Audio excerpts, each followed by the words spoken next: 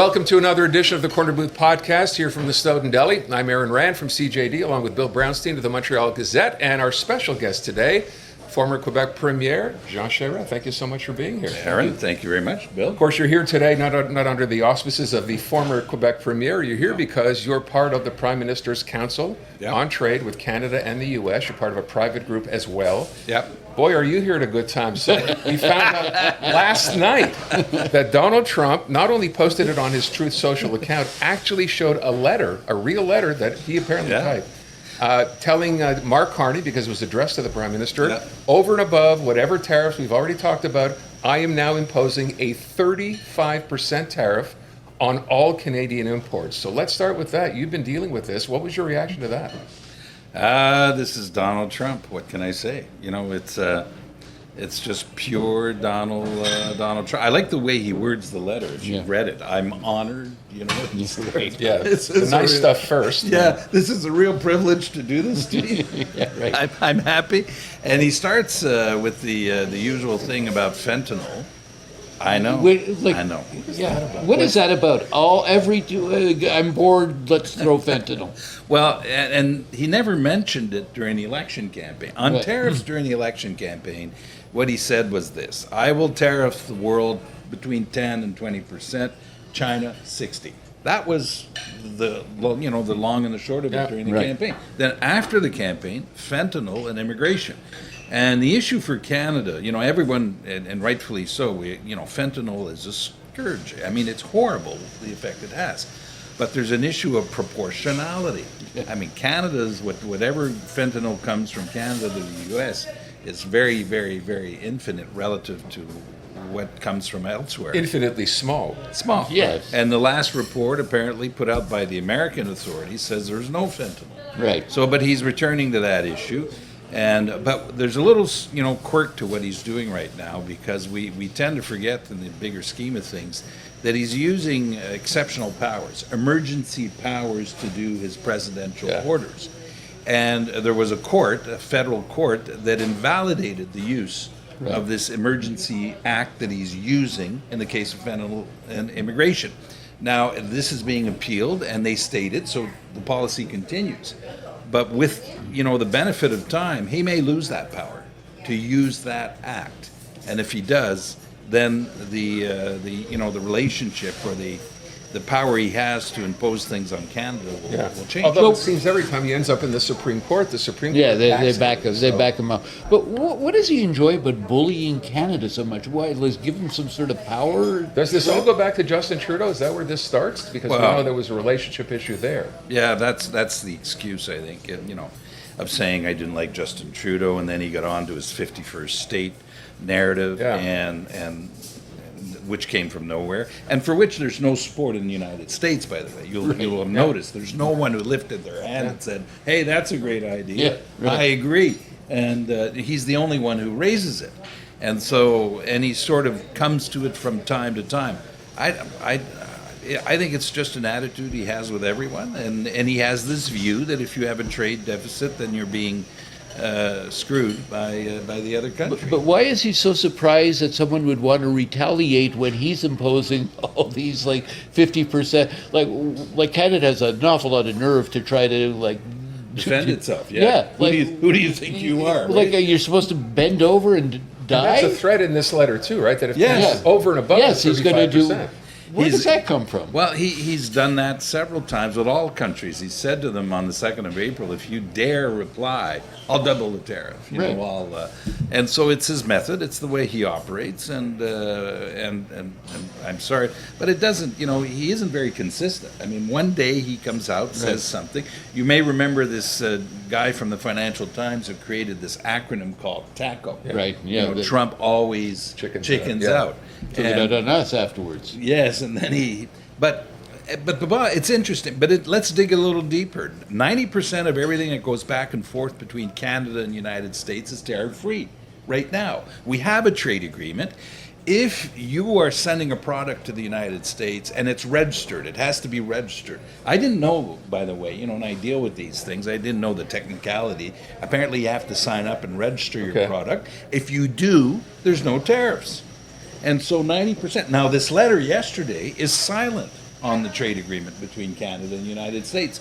So everyone's assuming that if you're under the umbrella of what we call CUSMA, that's the other acronym, Canada-USA Mexican Agreement, well then you won't be tariffed. There'll be no 35% tariff. But that seems to call this into question, right? He's saying everything that Canada sends into the U.S. Well, and that's, everything about Trump, by the way, always has to be reinterpreted, and it depends on the day of the week.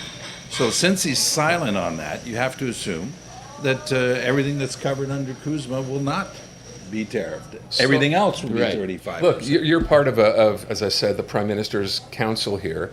The question becomes, and it's been this since we were first challenged, if you will, by the U.S., what should our response be? And I think we've spoken before, and it was about, you got to be pragmatic, we have to be forceful, we have to do what we have to do.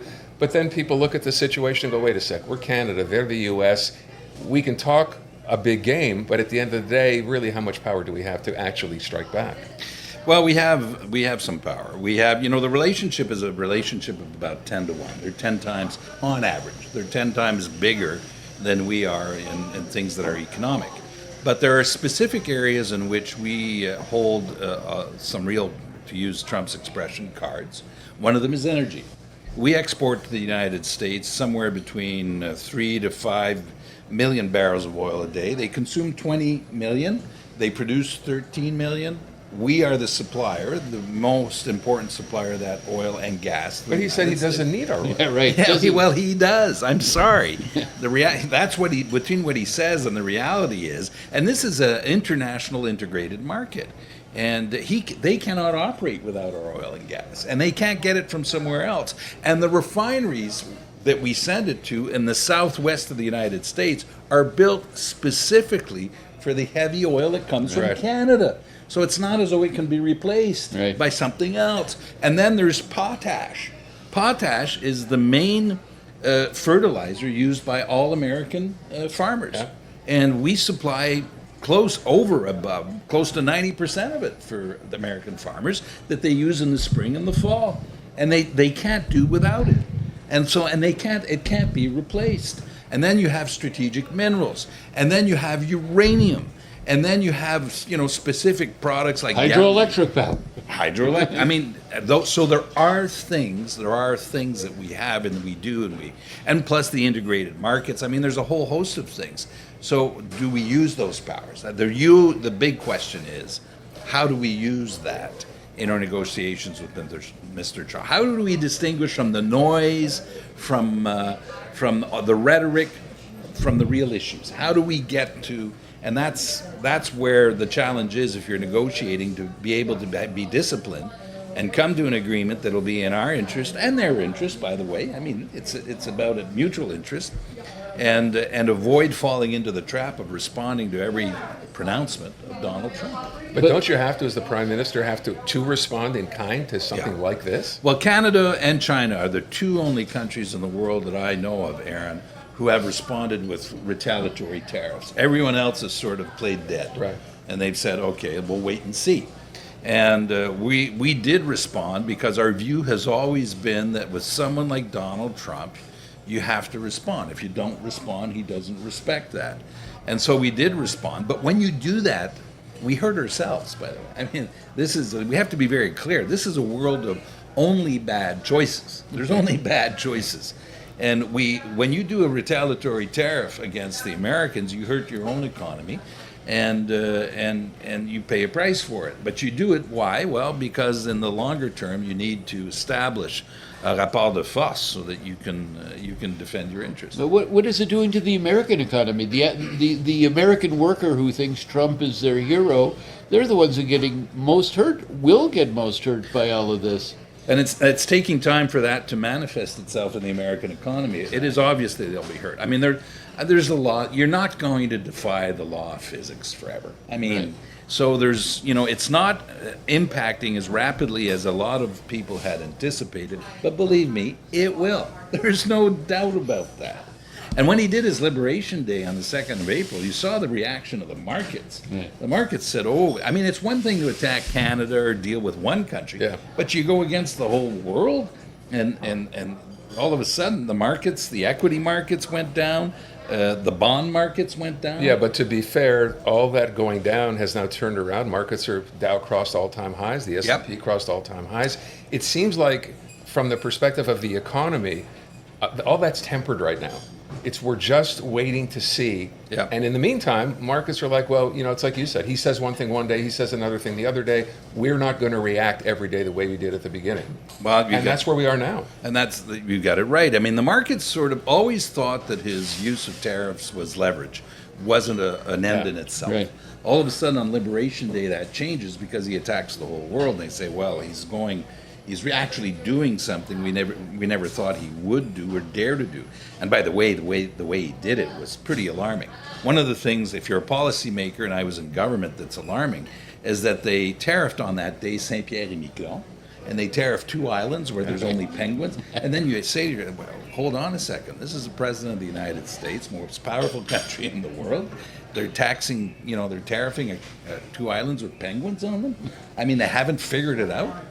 They have, there's an issue there, but it becomes your issue because it means they don't get it. They don't. And so in this case, the markets always thought or assumed, and because his colleagues confirm that or corroborate that this is leverage to get things done. But all of a sudden, it's for real. And that's when they react. The interesting thing that a lot of people have discovered is the bond markets. So governments, they put out bonds every year to finance their debt, and then the yield on the bond markets go up. That is probably the single thing that affects the most the decision-making of the White House, because if the yields on 10-year bonds go up, mortgages, car loans, credit, everything goes up. Right. And then they back off. Right. I'm wondering, this July 21st deadline, what does that mean? What is the likelihood of getting anything? There is none. It's now August 1st. It's now August 1st. What time is it today? By the time exactly. we're done, it might be August 15th. I mean, there's no way to know. So And that's not an exaggeration. I No, give a that's- lot of speeches in panels, and I've had people get up in the room and say to me, Mr. Charest, he just announced that. Yeah, right. Twice. And so it's now August 1st. Well, and to be fair, he said, first it was a firm deadline of August 1st. Then this week, in a press conference, when someone asked, he said, it's firm, but it's not 100% firm. That's who you're dealing with, which kind of begs the question, I think. How do you negotiate with a moving target? Well, you do. We don't have a choice in the sense that we have to deal. There's 4 streams if you observe who we're talking to in the United States. There's the president who says things every day, and people learn what his position is as the words come out of his mouth, his own people. And then you have Scott Bessent, who's the Secretary of Treasury, Minister of Finance, who's probably the most influential one of the group. And then the third stream is Lutnick, Secretary of Trade, Commerce. And then you have a guy named Jason Greer, who's more of the technician and who's the U.S. Trade Representative. So there's 4 streams who sometimes work together, sometimes don't. And we're talking to all these different streams of people and influence, trying to get a sense of where we're going and bring some order to the negotiations. Well, what about Navarro, that whole group? Well, that's part of the beauty of the White House. So you have Peter Navarro, who has very clear views on these issues and is an influence to Trump. Now, how much is he talking to him? In the previous White House, what we learned in Trump 1.0 is that the people around Trump deliberately pushed Navarro aside and would, control the paperwork that he was sending to Trump. And this time, it's a mystery to know. I don't know how much of an influence, how much he's in the Oval Office. I think back to when you said there are things that the U.S. can't do without. You're talking about oil, you're talking about electricity, minerals, et cetera. And I think back to when, of course, Doug Ford, at the beginning, when this first started back in January, said, you know what, if this is how it's going to be, then Ontario, which supplies power to some northern U.S. states, we're going to cut their power, raise their prices. And literally that same afternoon, I think, Howard Lutnick, the Commerce Secretary, referred to that as blackmail and actually called Doug Ford some guy in Ontario.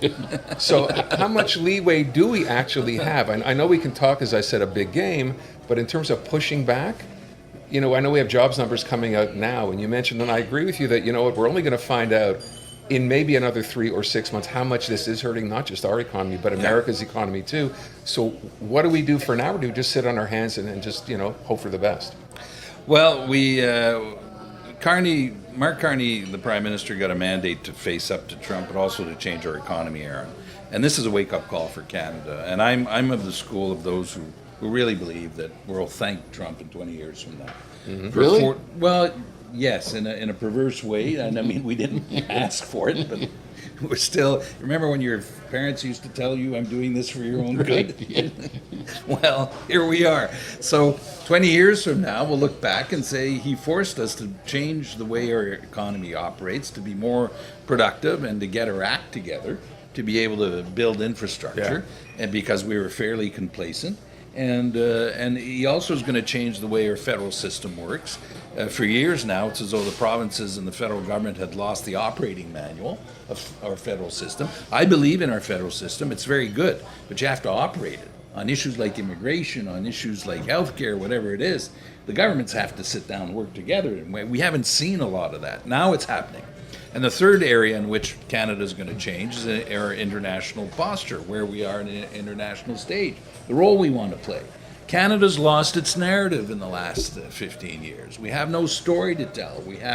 There's no real position we occupy internationally of influence, and we used to, as a middle power, be, I think, fairly influential in the world. So Trump is forcing these changes on us, and they're going to take some time, but all of this will be for the good of the country. To what you just said, I find that really interesting, that the fact that we did have, we would have a presence on the global stage, and that sort of diminished. Why did that happen, do you think? Like, what happened that Canada lost that prominence? We just became Trump in 2016 sucked all the oxygen out of the room for our foreign affairs. We became obsessed with renegotiating a deal, which we did successfully, by the way. I mean, the renegotiation of CUSMA that we did in Trump in his first White House was successful. We had two great negotiators. One of them is our present ambassador in Washington, Kirsten Hillman, who just came off another negotiation, and the other guy was a guy named Steve Arad. So we did that well, but then we just didn't show up elsewhere in the world. We didn't, we're not present in Africa. We're not there in the Middle East, in Asia, at places like ASEAN. We have not been We've not been constant in our presence. Canada took this very bad habit of pointing fingers and giving lessons. Yeah. Not taken seriously. And not taken very seriously. We put at the kids' table instead of the big boys' table or big girls' table. And then there's issues, Bill, like defense, where Trump isn't always wrong. He's not always wrong. On defense, you know what? You're talking about NATO and that? NATO, I mean, we've really been neglecting our responsibilities and occupying our own territory. I mean, we have the second biggest landmass in the world as a country, and we don't occupy the Arctic. We don't, and sovereignty is occupying your own territory. So on that issue, he's not wrong. And previous administrations, by the way, kept raising it. Ever since I was in politics, they kept. I think the last years where we were, spending somewhere in the range of 2% plus of GDP on defense was the Mulroney years, but that was before the fall of the wall in 1990. Mm-hmm. And when that happened, we all thought for a short time, we'd live in a unipolar world where it would be liberal democracies, but history caught up with us. History is pretty, in French we say têtu, if you forget the lessons of history. And so now we're in a position where we have to live up to those responsibilities. So, as I think about what you're saying, and we talk about thanking Trump, and it's funny, I've talked about this as well, thanking him for kind of waking us up, really it's a wake-up call to Canada. So we know, for example, the Prime Minister making a very big point about interprovincial trade barriers, taking those down, working toward getting that done, although some people think that's not enough to replace what we're going to lose. But what about this idea about looking for another trading partner? Because, I think the famous quote is, and I think Mark Carney said it, the relationship between Canada and the U.S. will never be the same again. That's true. So we have to look to Europe, for example. Yeah. Is that realistic to consider that we could be, trading partners with Europe? Because it's not simply a matter of driving a car across the border. Now you have to cross an ocean. How realistic is that? Well, and there's a story to tell about that, because I was very involved in negotiating and initiating trade negotiations between Canada and Europe. We started that, opened up those negotiations in 2008. And when we proposed that to the Europeans, it was after the Doha round of the WTO went off the rails, and the trade commissioner for the European Union was Sir Peter Mandelson. The Brits were still in there. I met him in Davos. I'll share the anecdote of why. I said to him at the time, you should negotiate a trade deal with Canada. And he said, why? Well, first of all, because we're only 3% of the world's economy, but we share common values. We can do a new trade deal that will be a model for whatever else you'll want to do later on, which is true. It did become that. But the second reason I gave him was this. I know that a lot of European countries want to do a trade deal with the United States. And we as Canadians know from experience that if you do a trade deal with the United States, the Americans reserve themselves the right to interpret the rules. And that's called power. And it brings me to one thing we have to know and take into account when we deal with the Americans. Not only are they an economic power, neighbor, everything else, they're a superpower. And history teaches us, 2,000 years of history teach us that superpowers behave a certain way. When they have obstacles in front of them, they tend to swallow them aside. And they make decisions that can hurt their allies and friends, not because they want to hurt them, your collateral damage, because they have tunnel vision of what they want to do. The Corner Booth podcast is brought to you in part by the Snowdon Delicatessen, where we are. 75 years in business, the home of Montreal's greatest smoked meat, plus carnotzel, potato latkes, and the famous Snowdon Deli party sandwiches. That's the Snowdon Delicatessen. You know, people throw out China as like, I mean, there's a lot of positives, negatives on that side. What do you think about that? I mean, exploring... Well, on this theme, China is a superpower now. Right. It is a superpower. Right. And we've seen this happen in our lifetime. And look at the relationship between China and the USA. Trump cannot deal with China the way he's dealing with everyone else. No. And the amount of the threat, the damage, and the consequences on the American economy are enormous if he doesn't get the China relationship right. And he had to back down from that because it's also a superpower. Back to your question, though. So we did a trade deal with Europe, but our businesses don't take advantage of it. Small and medium-sized businesses don't. We did a trade deal in Asia called CPTPP with Japan and 10 other countries that we're part of. But we don't take advantage of it. We just signed a free trade agreement with Indonesia. We're negotiating now with ASEAN. We've just done what we call a foreign investment protection agreement with the Emirates. We should do a trade agreement with the Emirates and the Gulf. We should do them. But the question is, will our businesses take advantage of them? Well, how do you get businesses to take advantage of it? For 30 years, we've tried, Aaron. Governments, provincial, federal, we put together programs, travel, subsidies.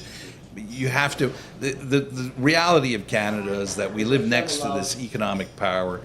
We speak English as they speak English. We have a legal system that's similar, business culture that's similar. It's powerful. So the attraction is strong. I think now Trump is going to force us to make a bigger effort to go out there. And we governments are going to have to. I'm with a law firm called Tariff. We're going to do 2 economic missions with our clients. One of them is going to be in France, and the other one is going to be in the Emirates. So those are we have to get out there. Yeah. And that won't happen overnight. I want to ask one other thing. This is a theory I heard someone bring up, and I wonder what you think. So here we are dealing with the Trump administration, as I said, very difficult because you don't know from day to day what's going to change. Someone has a theory, maybe a few people have this theory, that what Canada should do, or maybe is doing, is waiting this out. Trump's only going to be in power for 4 years. He's not likely going to run again. Let's say he's not going to run again and not change the Constitution. Then there's a new administration. Yeah. And a new administration can't be any worse than what we're dealing with now. Chances are it'll be better.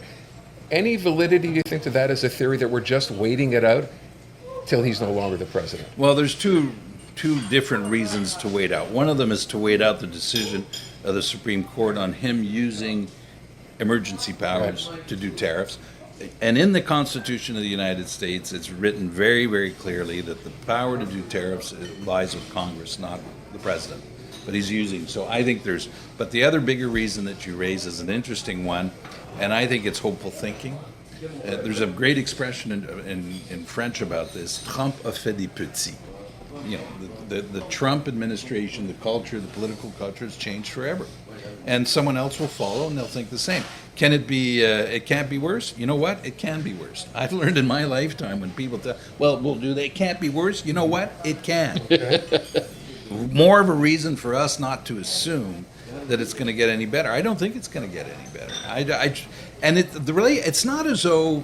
And by the way, at the irony of all it, at the end of whatever happens, the Americans will always be our most important economic.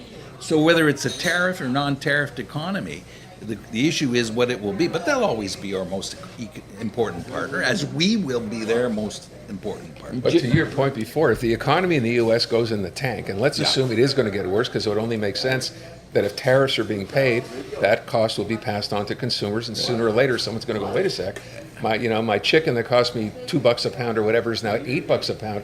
That will come back and hurt the administration. You can't defy those numbers. They're real numbers.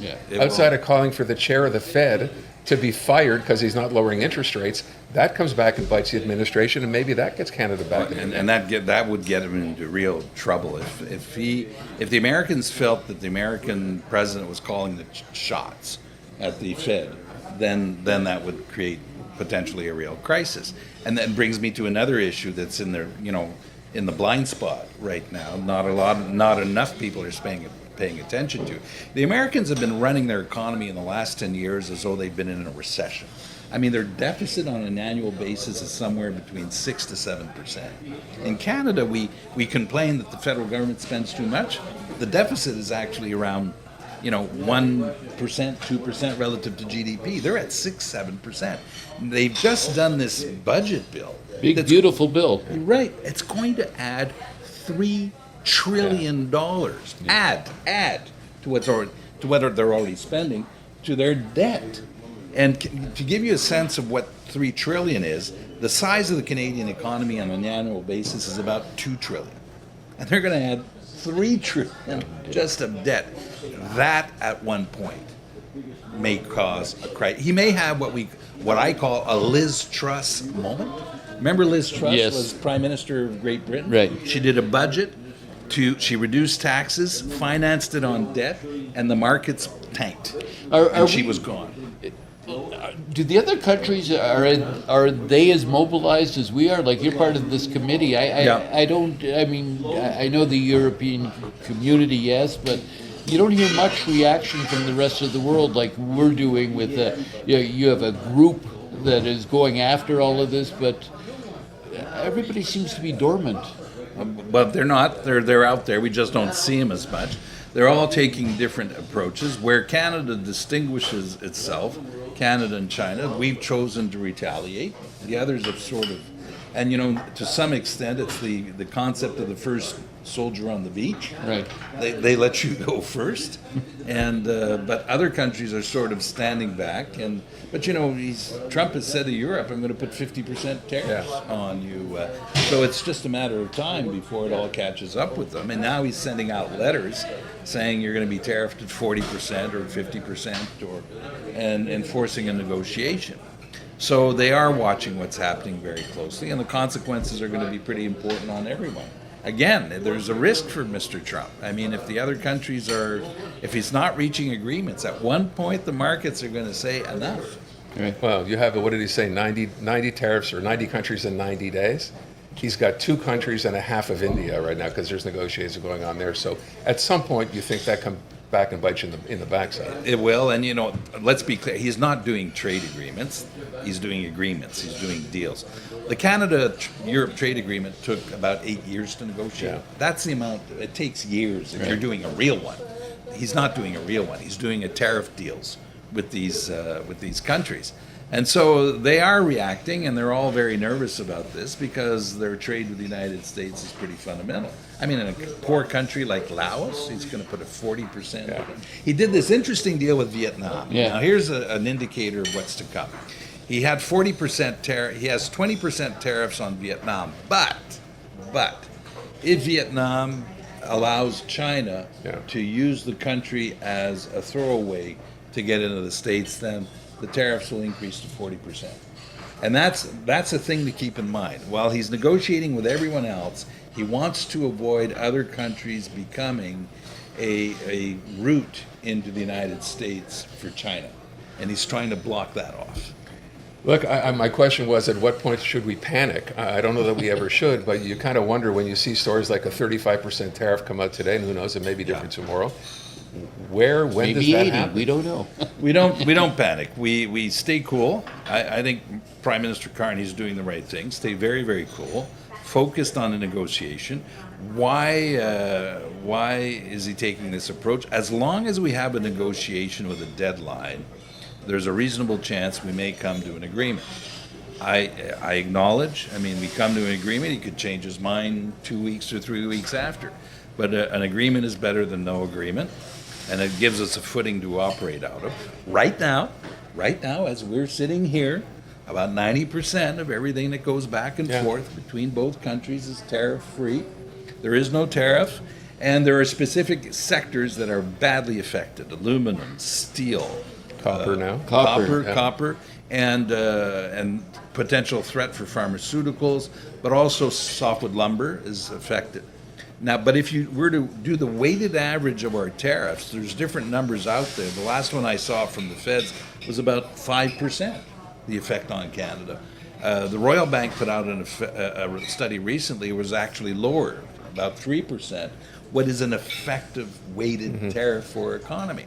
So relative to the rest of the world, Bill, we're not doing too bad because of the trade agreement we have, because of CUSMA, that the other countries don't have. So CUSMA expires, right? It has a finite limit. It's going to have to be renegotiated, and Donald Trump's made a very big point of saying the same agreement that he signed, that he and loved, made a big deal about and loved. Yeah. Well, that doesn't apply anymore. What happens going forward with that agreement? Well, it's going to be revised. The wording here is significant because when it was negotiated, the Americans forced this at the end of negotiations. They said, usually you sign this deal and you say it's forever, and there's a 6-month, termination clause. Okay. You give me, if you want to terminate the agreement, you have to give me a 6 months notice.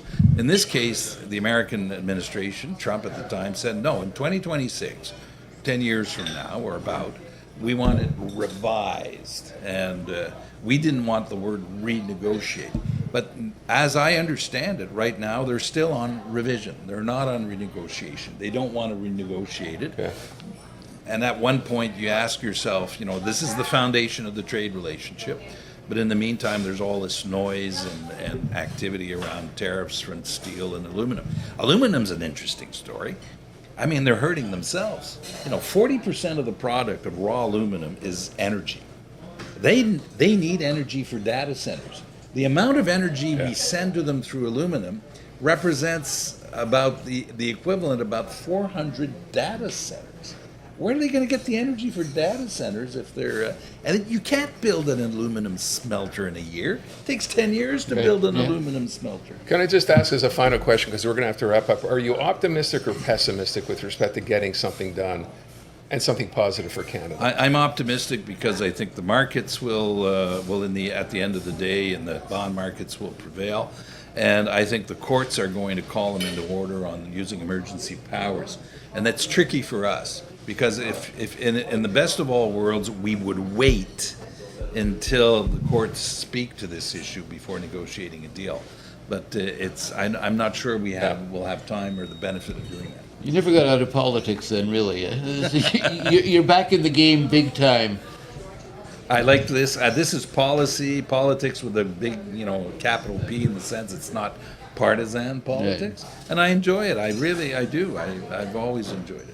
A lot of people are probably asking themselves, conservatives particularly, had you ended up being the conservative leader, how different situation may have been. Well, it would have been. We don't know. We really don't know. When I have no regrets about running for the leadership of the party. I learned a lot about the country and the party itself. The party had changed a lot.